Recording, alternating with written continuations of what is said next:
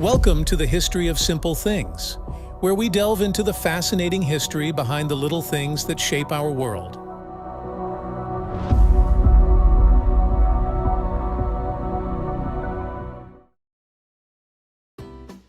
Hey there! Have you ever walked into a grocery store for just a carton of milk, only to walk out with a whole bag full of things you didn't even know you needed? You're not alone. This happens to most of us, and believe it or not, it's no accident. Grocery stores are meticulously designed to get you to spend more time inside, buy more, and maybe pick up a few impulse buys along the way. So today, we're diving into the sneaky science behind how grocery store layouts influence the way we shop. Let's uncover those hidden strategies. When you first step into a grocery store, what's the first thing that hits your senses? The smell of freshly baked bread or the vibrant colors of fruits and vegetables? This is deliberate. Stores strategically place produce and bakery sections right at the entrance. Why? Well, bright, fresh fruits and the smell of warm bread create a welcoming atmosphere. This sensory overload immediately puts you in a good mood, making you more likely to slow down and spend time in the store. But there's more to it. Seeing fresh, healthy food as soon as you walk in also has a psychological effect. It primes you to think, hey, I'm making healthy choices, which can make you feel less guilty when you toss a bag of chips or cookies into your cart later on. It's like giving yourself permission to indulge after that initial good choice. Ever wonder why the basic items you need, like milk, eggs, or bread, are always tucked away at the back of the store? It's not a coincidence. Stores know that these are the items most people come in for, so they make you walk past hundreds of other products to get there. The hope is that you'll grab a few extra things along the way, something you wouldn't have picked up if you had just come for the essentials. The path to these staples is often winding and filled with tempting distractions. Every end cap, those small displays at the end of aisles, is designed to catch your eye. Whether it's a seasonal display or a sale item, it's there to trigger an impulse buy. And let's be honest, how often have you ended up with a few extra things in your cart by the time you reach the back of the store? Now let's talk about aisles, specifically how they're arranged and what's placed on the shelves. There's a lot of psychology that goes into this. For one, stores want to keep you moving through as many aisles as possible. That's why the aisles containing non-essential items like snacks or beverages are often located in the middle of the store, making you pass by more items just to get what you need. Then, there's shelf placement. The most expensive and popular brands are placed at eye level because that's where most people will naturally look. Kids' cereals and snacks? They're placed lower, right at their eye level, because they'll often pester their parents into buying them. Meanwhile, cheaper or store brand items are usually placed on the top or bottom shelves, making them less visible. It's a subtle but effective way to nudge you toward buying specific brands without you even realizing it.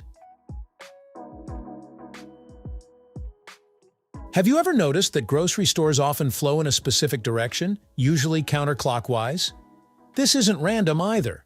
Most people are right-handed, and stores have found that if they guide you to the right when you enter, you're more likely to keep moving through the aisles and eventually fill up your cart. This is a small, almost imperceptible trick, but it works. Additionally, wide aisles make you feel more comfortable spending time browsing, while narrower aisles may subconsciously make you want to rush through them. Stores use this to their advantage by making high-traffic areas wider, giving you more space to linger, and narrowing down less essential sections to keep you moving. Did you know that even the music and lighting in grocery stores are designed to affect how you shop? Yep, it's all part of the plan. Stores often play slow-tempo music because it encourages you to move more slowly through the aisles, giving you more time to browse and, of course, buy more. It's a low-key way to extend your shopping trip without you even noticing. Lighting is another big factor. Bright, warm lighting in the produce section makes fruits and veggies look fresher and more appealing. Meanwhile, softer lighting in other areas, like the wine section, creates a more relaxed atmosphere, encouraging you to browse at your leisure. Together, these subtle changes in ambiance help set the mood for your shopping experience.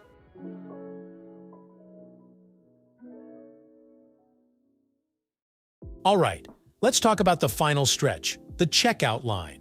You're almost done, you've got everything you need, and then, bam! You're surrounded by candy bars, magazines, and random gadgets you didn't think you needed until now. These are classic impulse buys, and they're placed right where you'll have time to consider them while you wait. Checkout lanes are prime real estate for items with a high profit margin. Stores know that by this point, you're tired, maybe a little hungry, and more likely to grab a snack or magazine to pass the time. It's a calculated move, and it works more often than we'd like to admit. Finally, let's touch on sales and promotions. Ever see a sign that says, "Buy 2, get 1 free," and think, "Wow, what a deal." Sales like this are designed to make you buy more than you intended. Even though you might only need one, the idea of getting a bargain is so appealing that many of us fall for it. Stores also use loyalty programs to influence shopping behavior. By offering discounts or rewards for frequent shopping, they create a sense of commitment. You'll keep coming back because you feel like you're getting something extra out of it, even if it means spending more overall. So the next time you walk into a grocery store, take a moment to notice the layout, the music, and the way the aisles are arranged. It's all part of a master plan to guide your shopping habits, whether you realize it or not. From the produce section greeting you at the entrance to the carefully placed checkout temptations, grocery stores are designed to make you spend more time and ultimately more money.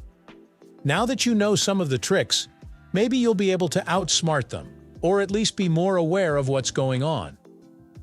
Happy shopping! Thank you for watching. If you have suggestions for our next video, feel free to share them in the comments below. We'll be sure to give you an acknowledgement for your contribution.